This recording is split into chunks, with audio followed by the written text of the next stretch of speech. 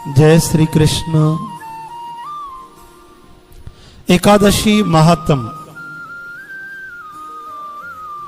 ज्येष्ठ मास की अपरा एकादशी का महात्म।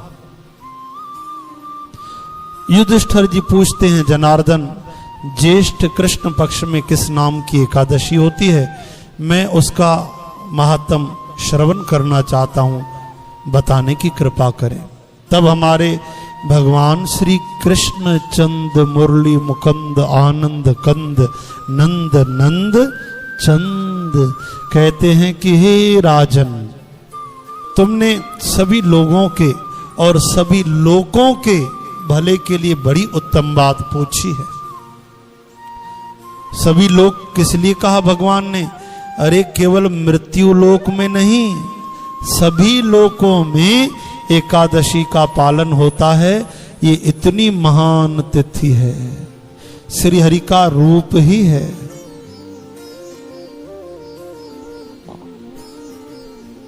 हे राजेंद्र, इस एकादशी का नाम अपरा एकादशी है। बड़ी पुण्य देने वाली, बड़े बड़े पापों का नाश करने वाली, ब्रह्म हत्या से दबा हुआ गोत्र की हत्या करने वाला, गर्भस्थ बालक को मारने वाला, पर निंदक, पर स्त्री लंपट पुरुष, ऐसे ऐसे पापी लोग भी अपरा एकादशी की भक्ति से, उपवास से निश्चय ही निष्पाप हो जाते हैं।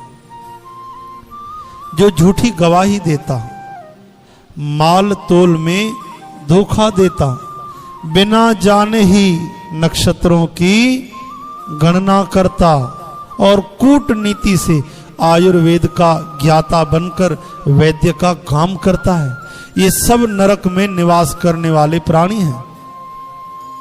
परंतु अपरा एकादशी के सेवन से ये भी पाप रहित हो जाते हैं। यदि क्षत्रिय क्षात्र धर्म का परित्याग करके युद्ध से भागता है तो वह क्षत्रिय उचित धर्म से भ्रष्ट होने के कारण घोर नरक में पड़ता है। जो शिष्य विद्या प्राप्त करके अपने गुरु की खुद ही निंदा करता है, वह भी महापापों से भरकर भयंकर नरक में गिरता है। किंतु अपरा एकादशी के सेवन से ऐसे आदमी भी सद्गति को प्राप्त होते हैं।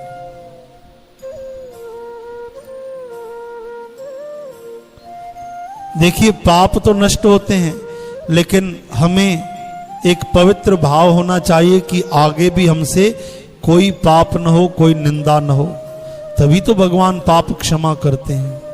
ऐसे नहीं कि चलो एकादशी कर लें और पाप भी करते जाते हैं, एकादशी कर लेंगे पाप नाश हो जाएंगे, ऐसे तो और दुगने पाप लगते हैं। आगे पाप न करें और पिछले जो हो गए वे भगवान माफ कर देते हैं, लेकिन आगे शुद्ध भावना रखनी चाहिए। और भूल से भी अगर कोई पाप बन जाए, निंदा बन जाए, तो भगवान की शरण लेकर माफी मांगनी चाहिए कि प्रभु आप रक्षा करो, मुझे क्रोध आ जाता है, लोभ आ जाता है, विकार सताते हैं, मैं कभी भी कहीं भी गिर सकता हूं, मेरे मालिक, मेरे गोविंद, मैं तुम्हारी शरण हूं। तो फिर ठाकुर जी संभालते हैं। तो यहां पे देखो, साफ साफ भगवान कहते हैं कि बड़े बड़े महापाप, ऐसे घिनौने पाप जिनको विचार करने से भी दुख हो, ऐसे पाप भी एकादशी भक्ति करने से नष्ट हो जाते हैं। माघ में जब सूर्य मकर राशि पर स्थित हो, उस समय प्रयाग में स्नान करने वाले मनुष्यों को जो पुण्य मिलते हैं, काशी में शिवरात्रि का व्रत करने से जो पुण्य प्राप्त होते हैं, हर हर महादेव, हर हर महादेव, हर हर महादेव। गया में पिंड दान करके पितरों को तृप्ति प्रदान करने वाला पुरुष जिस पुण्य का भागी होता है, बृहस्पति के सिंह राशि पर स्थित होने पर गोदावरी में स्नान करने वाला मानव जिस फल को प्राप्त करता है, बद्रिकाश्रम की यात्रा के समय भगवान केदार के दर्शन से, बद्री तीर्थ के दर्शन सेवन से जो पुण्य उपलब्ध होता है, सूर्य ग्रहण के समय कुरुक्षेत्र में दक्षिणा सहित यज्ञ करके हाथी घोड़ा स्वर्ण दान करने से जिस फल की प्राप्ति होती है, अपरा एकादशी के सेवन से भी मनुष्य वैसे ही फल प्राप्त करता है। सोचिए, एक एकादशी और इतने सारे लाभ।